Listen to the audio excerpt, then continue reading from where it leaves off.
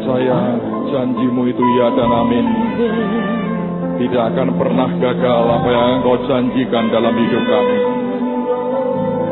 Malam ini hamba berdoa Engkau bicara sampai ke dasar hati kami. Ubah kami dari dalam oleh karena kebenaran firman-Mu Tuhan. Dan biar semua kami mengalami perjumpaan dengan Tuhan sendiri. Kami tahu ada sesuatu yang ilahi sedang Engkau bagi buat kami. Buat semua hati kami berbalik kepadamu. Hamba sungguh berdoa buat beberapa saudara, anak-anak-Mu yang sudah lama undur daripada hadirat-Mu. Biar malam ini kembali kepadamu. Mereka yang selama ini belum percaya kepadamu ya Tuhan. Biar kasih Bapa menarik mereka balik kepada pangkuan Bapa surgawi. Terima kasih Tuhan. Roh Kudus Kau sungguh tolong kami dengan roh hikmat, wahyu dan pengertian. Buat kami menangkap hati-Mu hari ini. Bicara Tuhan dan ubah kami dalam anugerah-Mu. Dalam nama Tuhan Yesus. Semua yang siap terima firman-Nya berkata, amin. Silakan duduk dalam hadirat Tuhan. Hari ini kita akan bicara satu tema dengan judul Peace is not the absence of troubles, but the presence of God. Saudara, ada seorang pelukis hebat bernama Jack E. Dawson. Orang inilah yang melukis akan gambar ini. Kalau Anda melihat akan gambar ini, ada sesuatu yang sangat tersembunyi yang tidak semua orang dengan gampang bisa melihatnya. Anda lihat akan badai di sana, lihat akan ombak yang sangat luar biasa. Tapi kalau Anda perhatikan, ada seekor burung yang bersembunyi di celuk karang. Dan kalau Anda lihat dibesarkan di situ, itulah burung yang ada. Persoalan tidak berhenti. Badainya masih ada. Tapi dia menemukan tempat perlindungan yang ajaib. Itulah sebabnya akhirnya kita berkata kedamaian dalam hidup kita. Itu bukan karena tidak ada masalah. Tapi kedamaian didapat pada waktu Tuhan itu hadir dalam kehidupan kita. Saya ingin ajak kita membaca bukan cerita Natal, tapi sebetulnya inilah cerita Natal yang sebenarnya. Sebuah perumpamaan yang diceritakan oleh Tuhan Yesus sendiri. Saya percaya Anda pernah mendengar. Tapi kemarin Tuhan buka beberapa hal yang ajaib dari cerita ini. Dan saya tahu Roh Kudus berkata, sampaikanlah kepada anak-anakku. Mari buka Alkitab kita semua dalam Injil Lukas pasal yang ke-15. Perhatikan pada ayat yang ke-11 sampai dengan ayat yang ke-32. Lukas pasal 15 mulai ayat yang ke-11. Yesus berkata lagi, ada seorang mempunyai 2 anak laki-laki. Kata yang bungsu kepada ayahnya, Bapa, berikanlah kepadaku bagian harta milik kita yang menjadi hakku. Lalu ayahnya membagi-bagikan harta kekayaan itu di antara mereka. Beberapa hari kemudian anak bungsu itu menjual seluruh bagiannya itu, lalu pergi ke negeri yang jauh. Di sana ia memboroskan harta miliknya itu dengan berhidup berfoya-foya. Setelah dihabiskannya semuanya, timbullah bencana kelaparan di dalam negeri itu, dan ia pun mulai melarat. Lalu ia pergi dan bekerja pada seorang majikan di negeri itu. Orang itu menyuruhnya ke ladang untuk menjaga babinya. Lalu ia ingin mengisi perutnya dengan ampas yang menjadi makanan babi itu. Tetapi tidak seorang pun yang memberikannya kepadanya. Lalu ia menyadari keadaannya, katanya, betapa banyaknya orang upahan Bapakku yang berlimpah-limpah makanannya. Tetapi aku di sini mati kelaparan. Aku akan bangkit dan pergi kepada Bapakku dan berkata kepadanya, Bapa, aku telah berdosa terhadap surga dan terhadap Bapa. Aku tidak layak lagi disebutkan anak Bapa. Jadikanlah aku sebagai salah seorang upahan Bapa. Maka bangkitlah ia dan pergi kepada bapaknya. Ketika ia masih jauh, ayahnya telah melihatnya. Lalu tergeraklah hatinya oleh belas kasihan. Ayahnya itu berlari mendapatkan dia, lalu merangkul dan mencium dia. Kata anak itu kepadanya, Bapa, aku telah berdosa terhadap surga dan terhadap Bapa. Aku tidak layak lagi disebutkan anak Bapa. Tetapi ayah itu berkata kepada hamba-hambanya, lekaslah bawa kemari jubah yang terbaik. Pakaikanlah itu kepadanya dan kenakanlah cincin pada jarinya dan sepatu pada kakinya. Dan ambillah anak lembu tambun itu, sembelihlah dia. Dan marilah kita makan dan bersuka cita. Sebab anakku ini telah mati dan menjadi hidup kembali. Ia telah hilang dan didapat kembali. Maka mulailah mereka bersukaria.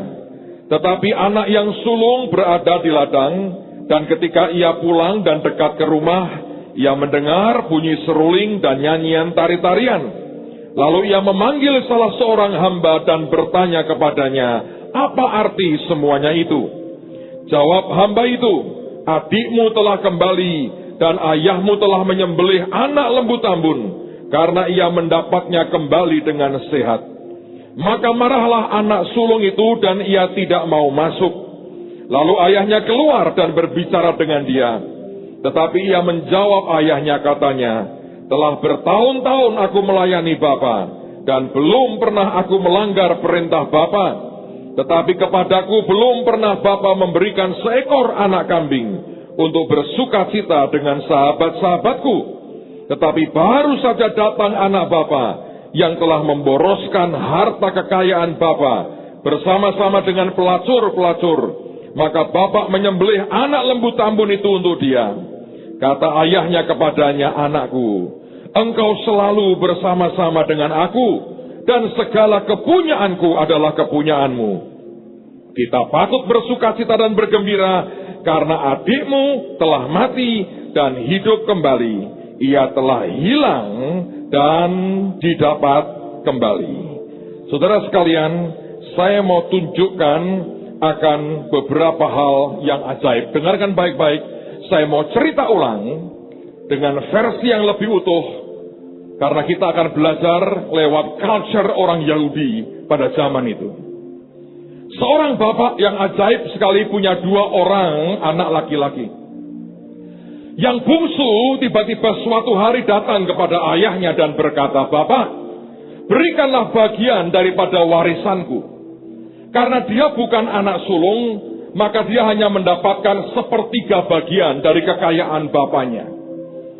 Saudara, sampai di situ saja sebenarnya anak ini adalah anak yang sangat kurang ajar. Karena kalau Anda berbicara kepada orang tuamu yang masih hidup, Anda berkata, saya minta bagian warisan saya. Maka buat orang Yahudi di zaman itu, perkataan itu artinya, aku berharap lu sudah mati. Aku tidak berharap kamu masih hidup hari ini, aku berharap kamu sudah mati. Anda bisa bayangkan, kalau Anda orang tua, anakmu datang kepadamu berkata, Bapak atau Papi atau Papa, sebetulnya Papi mati aja lebih baik, supaya aku dapat warisan. Anda bisa bayangkan, dan itu bukannya tanpa konsekuensi. Nanti saya akan jelaskan, kalau ada anak bersikap seperti itu, nanti di dalam masyarakat akan ada hukumannya. Nah, apa yang terjadi? Aneh sekali.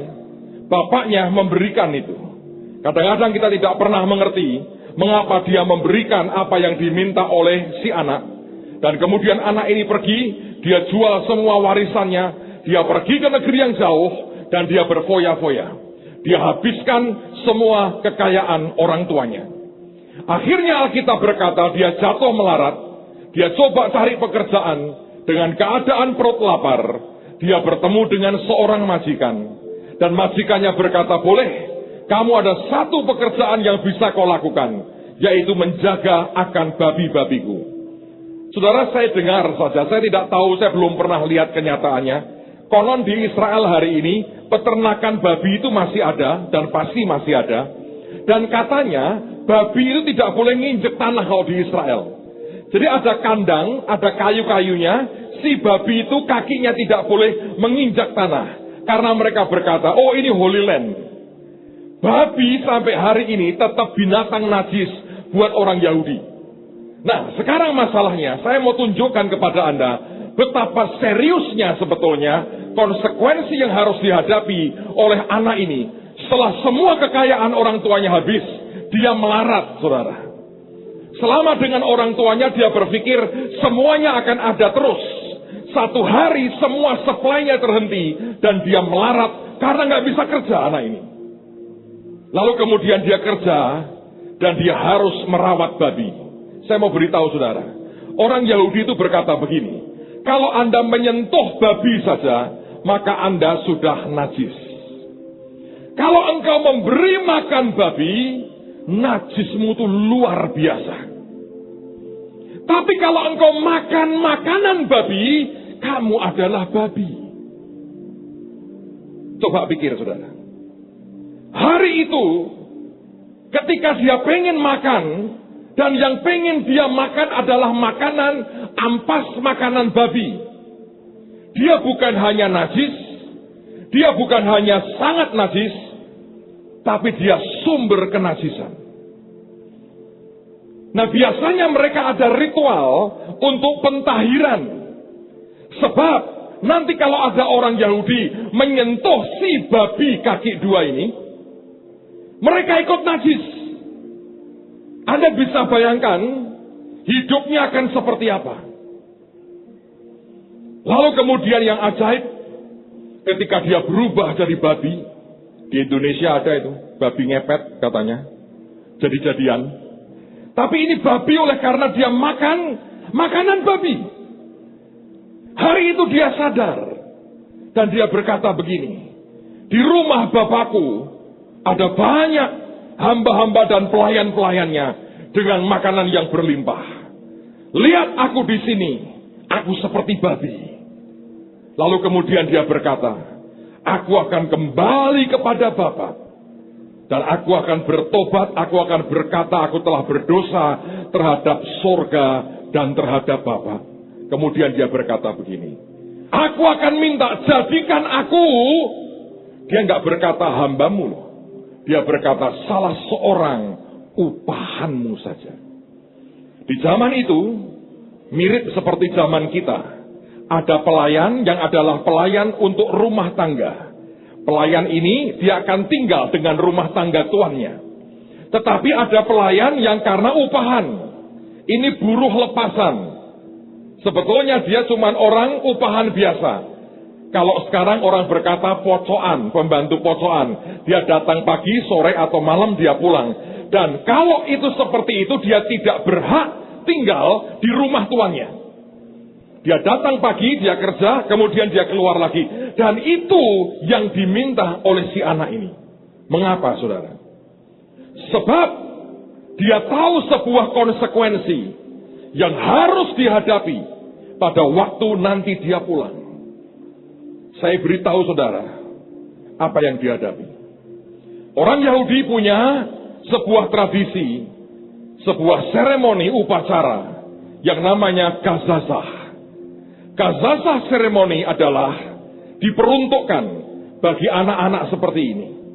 Yaitu anak yang menghabisi kekayaan orang tuanya, dipakai untuk ke pelacur-pelacur, dipakai untuk hidup gak karuan, dipakai untuk hidup dengan orang-orang kafir, kemudian ketika habis, dia kembali kepada orang tuanya. Maka dia tidak bisa langsung balik, dan kemudian menikmati hidup dengan orang tuanya seperti sebelumnya, tidak bisa.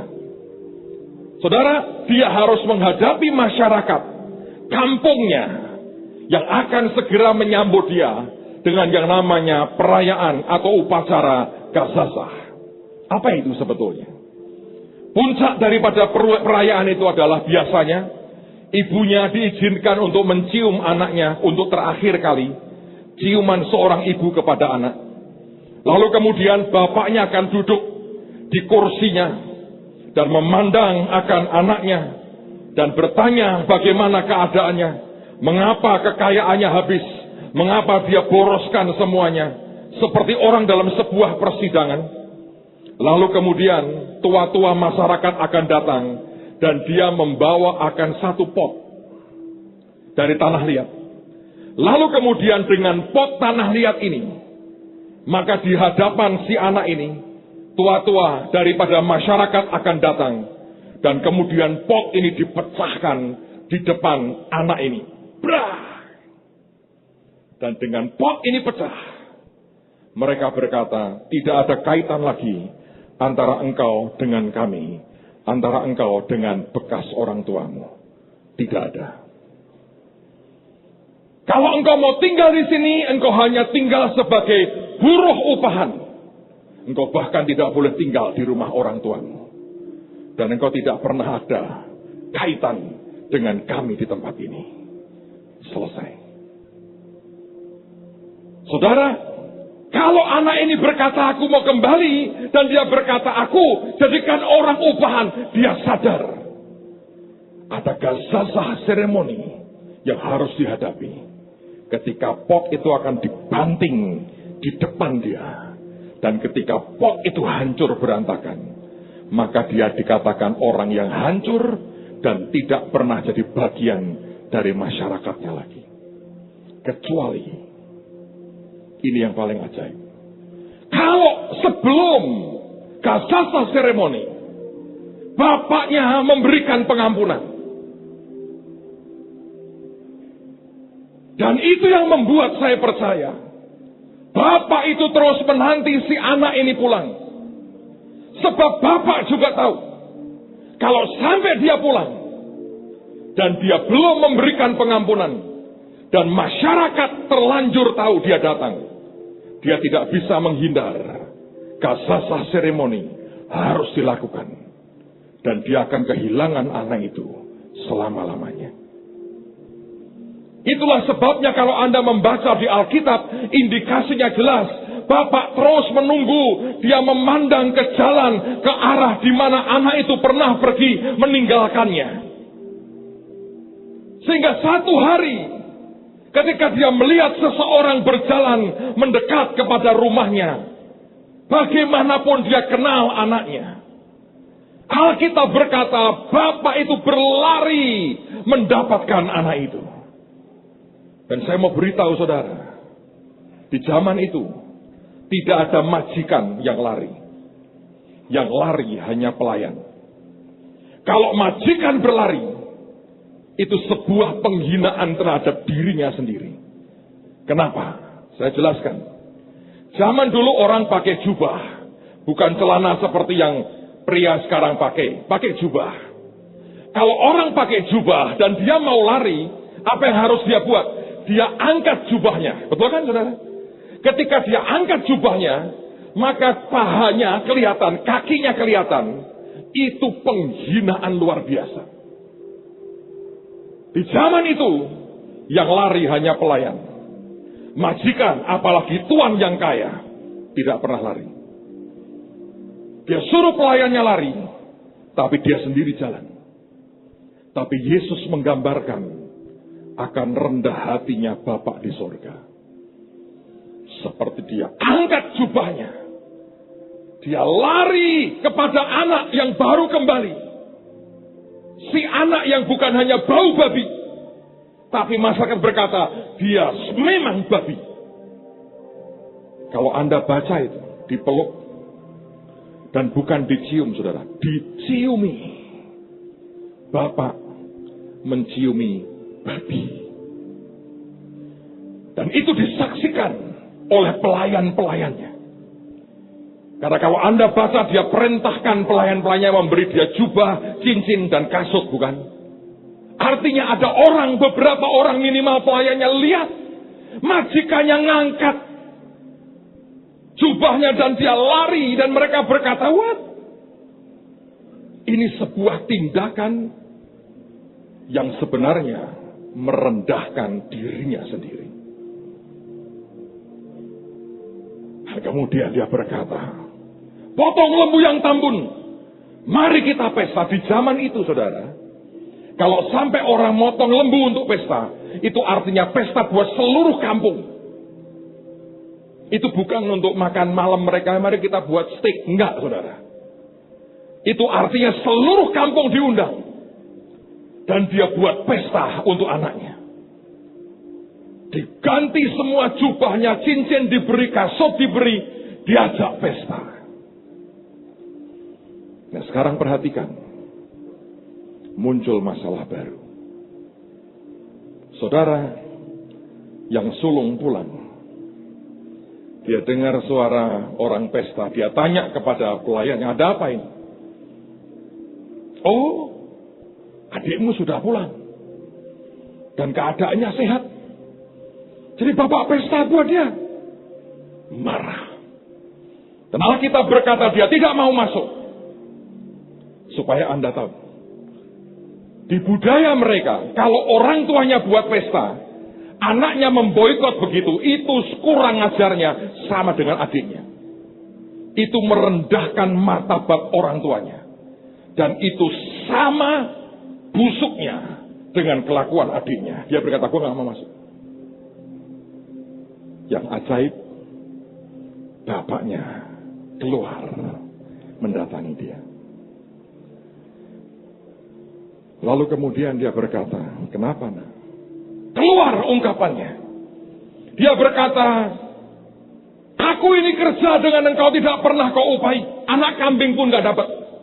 Tapi baru saja itu anakmu balik. Dia seperti tidak mau mengakui itu adiknya. Bapak buat pesta seperti ini.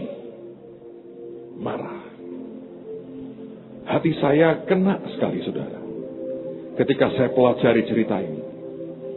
Kalau Anda baca dari awal sampai akhir. Setiap kali ada kata anak, kata son, kata anak laki-laki. Selalu digunakan kata huios. Di dalam bahasa Yunaninya. Huios artinya anak laki-laki yang dewasa. Tapi juga artinya dia adalah the builder of the family. Anak sebagai status yang akan membangun akan keluarga. Lebih kepada sebuah status formal. Hampir semua. Kecuali satu kali. Bapak tidak panggil anak sulungnya huios. Tidak. Ketika dia berkata, anakku. Kata anak di situ. Tuhan menggunakan kata teknon. Kata teknon itu panggilan seorang ayah kepada anaknya. Baik laki maupun perempuan, tapi itu panggilan karena sayang dan panggilan karena kedekatan. Kalau Anda tahu budaya Jawa, Anda bisa mengerti itu. Kalau seorang bapak panggil anaknya, dia bisa panggil, nak, sini. Bisa. Tapi dia bisa panggil lain. Le, tole ya saudara. Le, kan le. Kata manggil tole itu lebih intim, ya kan? Le, kenele. Anda pernah dipanggil bapakmu atau mbahmu? Kalau perempuan, dok, kene dok. Kok aku gendok toh? Ya itu kan karena kedekatan. Ngerti saudara ya? Beda. Beda sekali. Ada orang yang bisa dipanggil le. Artinya bapak itu berkata, kamu anak lakiku yang aku cinta. Kata teknon itu artinya begini, nak, aku mengasihimu dan aku percaya kamu akan mengikuti rencanaku. Aneh. Padahal ini anak lagi ngamuk dan sedang kurang ajar. Bapak itu keluar loh. Anda tahu 2 kali dia keluar. Yang satu lari sampai nyincing jubah. Yang kedua ketika anaknya di luar yang sulung. Dia keluar. Dia panggil dengan sangat mesra. Dan anaknya protes. Buat apa engkau buat pesta seperti itu? Saudara, kalau Anda baca itu menarik sekali. Bapaknya berkata begini. Adikmu telah pergi, hilang, dan didapat kembali. Dia mengatakan, kita We have to celebrate. Kita mesti rayakan itu. Dan kata mesti, kata itu artinya apa? Ini sesuatu yang penting. It is necessary. Ini penting, nak. Untuk pestain dia itu penting. Harus. Dan tiba-tiba saya punya satu pengertian, saudara. Mengapa harus? Saya mau beritahu, saudara. Tuhan juga harus membuat Anda menikmati pestanya. Harus. Why? Sebab pada hari dia cium anaknya ini, tidak semua orang di kampung itu melihatnya. Ketika dia beri jubah, dia beri cincin, dia beri sepatu, tidak semua orang di kampung itu melihatnya. Lalu gunanya apa, Pak? Oleh karena itu dia harus buat pesta, dan dia undang semua orang di kampung, khususnya para penatua di desa itu, semua harus datang. Dan di situ mereka akan lihat bahwa bapaknya sudah mengampuni anaknya, melihat akan jubah yang dikenakan, melihat kasut yang dipakai, melihat cincin yang dipakai, maka semua orang akan berkata, dia dikembalikan utuh sebagai anak. Mengapa harus begitu, Pak? Sebab hari berikutnya, anak ini harus kerja melayani bapaknya lagi. Kerja untuk bapaknya lagi. Kalau itu tidak diakui oleh orang sekitarnya, dia nggak bisa kerja. Kalau deklarasi pernyataan Tuhan itu tidak didengar oleh orang-orang sekitarnya, apapun yang dia buat nggak dianggap. Mengapa Tuhan harus dan perlu memberkati hidup Anda dan saya? Sebab itu untuk menunjukkan bahwa engkau adalah anak-anaknya. Bapaknya berkata, it is necessary. Ini bukan sekedar buat pesta biasa, nak. Ini harus. Karena besok dia akan kerja lagi bersama dengan kita. Kalau aku suruh dia beli sesuatu di luar, kalau mereka tidak tahu bahwa aku sudah terima dia, maka tidak ada orang akan mau berurusan dengan dia. Saudara, saya mau sampaikan kabar baik hari ini. Natal artinya Yesus lahir sebagai manusia. Bapa merendahkan dirinya sampai begitu rupa. Maaf ini saudara, untuk ciumi babi-babi yang hari ini berpakaian keren dan tadinya sebetulnya dalam kita, bukankah itu najis dan kotor? Karena itulah damai tidak pernah terjadi hanya ketika persoalan hilang. Damai itu hanya terjadi kalau Anda bertemu dengan Tuhan. Saudara sekalian, malam hari ini saya mau ajak Anda lihat satu klip. Dan klip ini menurut saya adalah gambaran tentang Bapa di sorga. Di satu keluarga yang punya beberapa orang anak, anak lakinya tadinya baik. Tiap kali mereka makan, mereka mengucapkan selamat makan. Satu hari dia bergaul dengan salah. Tidak pernah komunikasi dengan orang tuanya, seperti anak hari ini. Di rumah main game, main BB-an, main handphonean, nggak pernah komunikasi dengan baik. Dan kemudian dia bergaul dengan teman-temannya. Pulang sampai jam 2, jam 3, sampai rumah cari makan. Bapaknya nunggu. Satu hari, dia pulang sangat larut. Dan dia makan. Ayahnya terbangun. Dan anak ini berkata, ayah makan. Dan ayah ini marah. Ini jam berapa?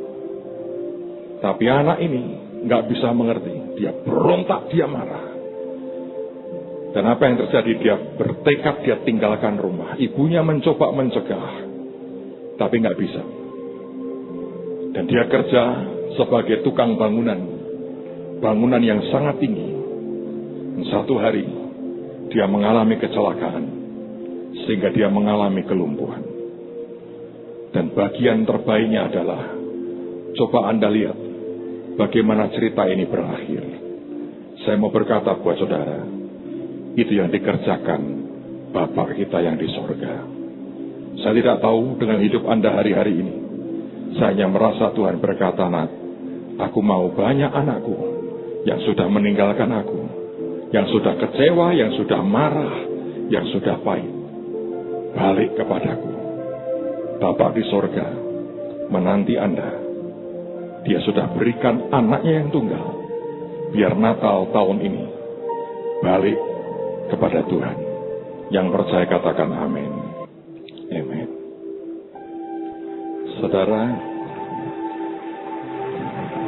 itu Bapakmu yang di sorga. Saya tidak tahu apakah Anda bungsu atau sulung.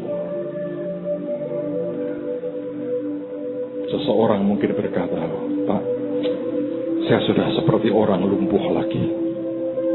Dulu saya ke gereja, dulu saya ikut Tuhan. Tapi sekarang saya seperti orang lumpuh lagi."